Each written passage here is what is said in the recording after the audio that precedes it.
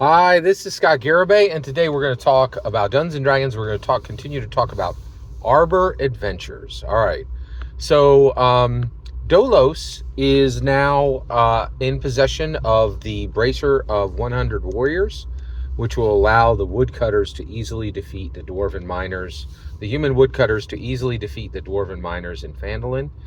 And he now boards the Sea Ghost, which is captained by Captain Whiston, human female captain, and she is going to take them from Ruathym Island back to the Sword Coast. We'll talk about where they land. While they're on the ship, one of the great things, so we're using the Crown and Skull rules, which is increasingly, we're using the best parts of Crown and Skull, but we're realizing Dungeons and Dragons just sit so like low in the water, right? Like so much of what we're doing is really Dungeons and Dragons with this change or that change. Kind of interesting. But so one of the things that Crown and Skull insists on is you're giving your player character all these hero points, right? And they need a place to use them on skills and gear, right? Now, what do they use them on for gear? So first of all, Crown and Skull has this idea that you're going to buy like a bell, like just a regular, non-magical bell for a point, right? Like I don't mess with any of that in my Crown and Skull.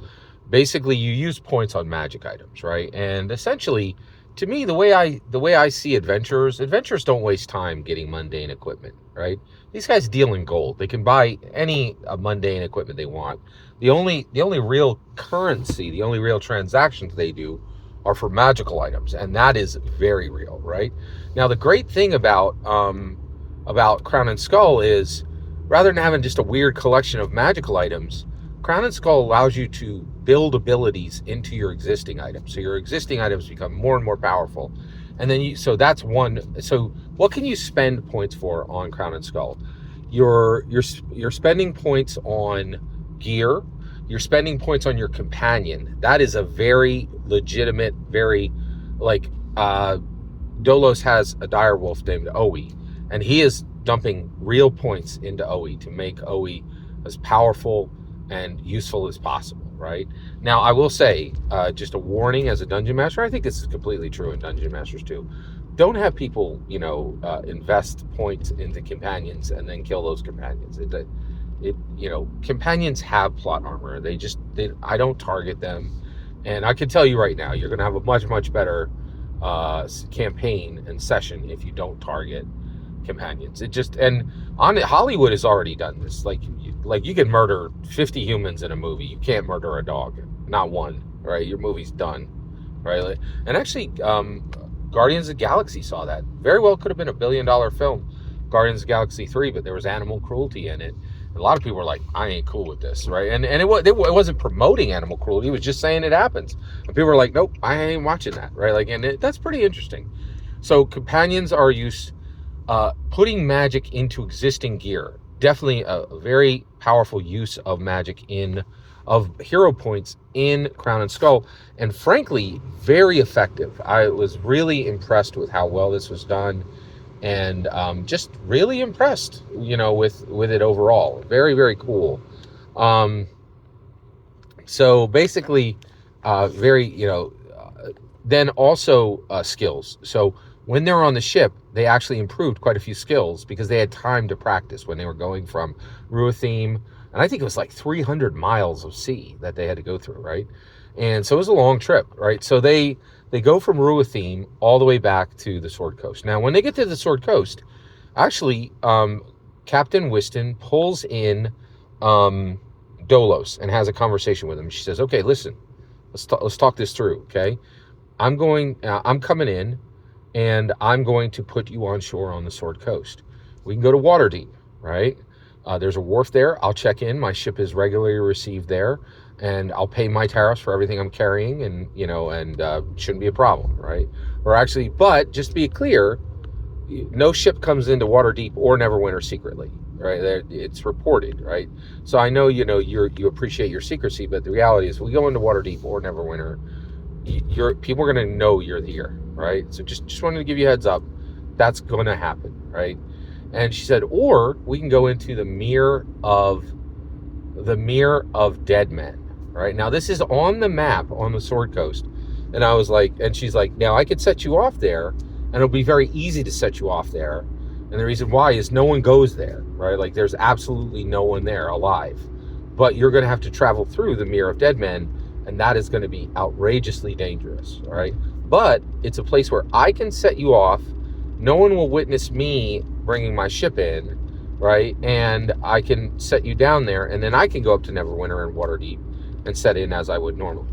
So actually, this gets interesting. So, and then, so finally, and she says, so where do you want, Neverwinter, Waterdeep, or the Mere of Dead Men, right? This swamp marsh filled with dead people, right? Like zombies and ghouls and skeletons, and like, is that where you want to go, right? And so he's like, well, what I really like is I want you to set me off at a safe place that isn't on just the seashore. And she's like, nope, can't do that. And he's like, why? And this is interesting. So I have been paying attention to the factions in Forgotten Realms, right? So she's Lord's Alliance. She's a captain that actually she is a member of the Lord's Alliance, right? And so that's why she can be received at any time between Waterdeep, where they have the Mass Lords, or Neverwinter, where Lord Daggold Neverember is, right? So Lord's Alliance. And she's like, so here's the thing, right? I pay my taxes, I pay my tariffs, right? When I set in, I pay a tariff for everything that's on my ship, right? And that's why I'm a captain in good standing in the Lord's Alliance. What you're talking about is smuggler actions, right? Smugglers come 2 miles up to the shore and then drop people off on rowboats, right? Good captains don't do that. That's not a practice. Smugglers do that, right? But I'm not a smuggler, and that's one of the reasons why all of your, why you're traveling with magic items and none of them have been stolen, right, on my ship, right? And why we're not the target of pirates, and there's reasons for this, right? So I thought that was pretty interesting. So then there was a real choice, and this is one of the things I love about this D&D campaign is there are real choices for the Gold Dragon Master, the person running the Sun Elf Rogue Assassin Dolos, right? And so he said, okay, set me into Neverwinter. I know a merchant in Neverwinter named Jesp, and he does. So Jesp was where they went when the woodcutters flooded the Garnet Mine in Phandalin, killing 54 dwarves. They escaped by going through a magical portal that went from the Garnet Mine to the basement of this Neverwinter merchant, Jesp, right? So at this point, Captain Wiston's like, no problem. We'll set in at Neverwinter, right? So they head into Neverwinter, and they get within 100, and they actually get within 100 feet of the Neverwinter dock, and then a major event happens, which I'm going to tell you about in my next video. So we're going to cut it off there. And thank you for continuing to let me share this incredible story about Neverwinter, about Arbor Adventures. Also, this is the end of Chapter 8, right? And the end of Session 8. This is the end, the last video for Session 8. And next time we'll be moving into covering Session 9. Every single word you just heard is my humble opinion on the best parts of Arbor Adventure. The best part of all of this is when I get to hear your humble opinion, when you get in the comments and send your traffic. Please consider liking, subscribing, and have a fetch millennium.